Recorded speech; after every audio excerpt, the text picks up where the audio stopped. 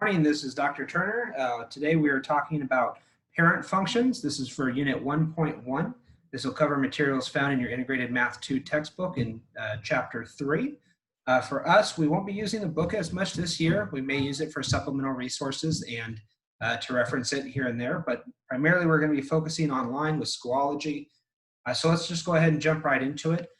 For parent functions, to be able to do that, first we want to be able to identify, well, what is a function? If you'll remember from Integrated Math 1 or Math 8, our function is essentially a relation that assigns to each value in the domain exactly one value in the range. What does that mean?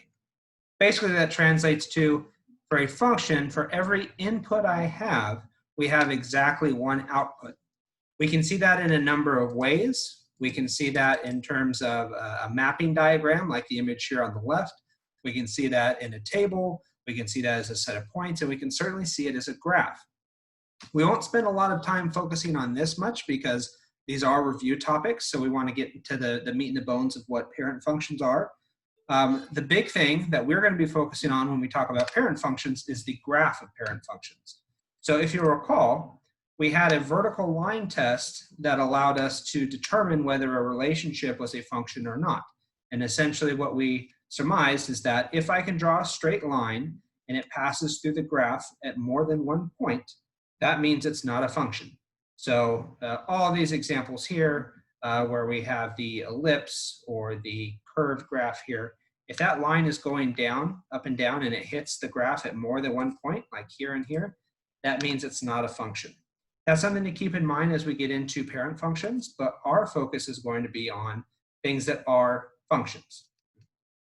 So for a parent function, basically it's like the start of a function. It's the original model, if you will. And so from that, we're able to deduct what type of equation a given graph is, or what type of function a given graph is based on what it looks like. Okay?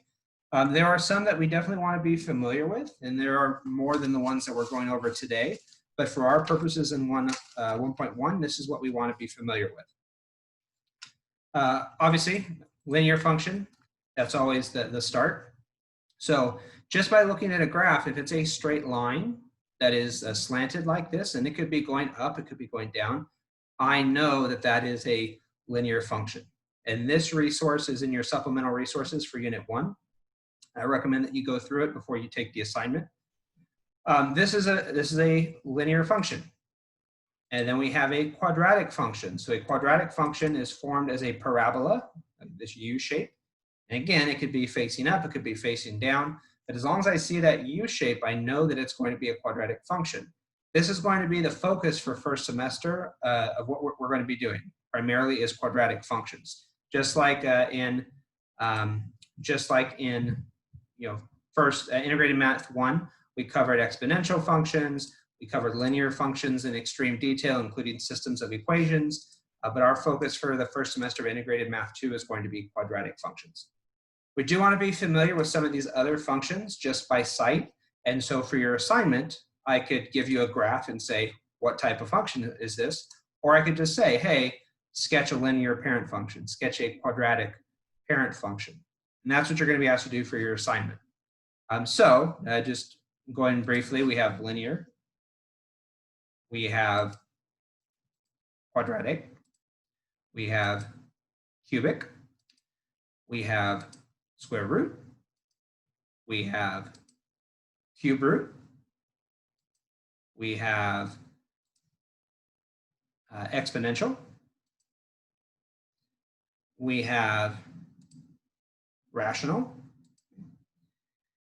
and we have absolute value. There are other functions that are listed here on the side that you don't necessarily need to know from Math 2, but the ones that I've listed are most common. So all you have to do for this assignment is be able to match. If I give you the name, I want you to be able to sketch it. And if I give you the sketch, I want you to be able to name it. And that's all you guys need to do for integrated for 1.1. Right?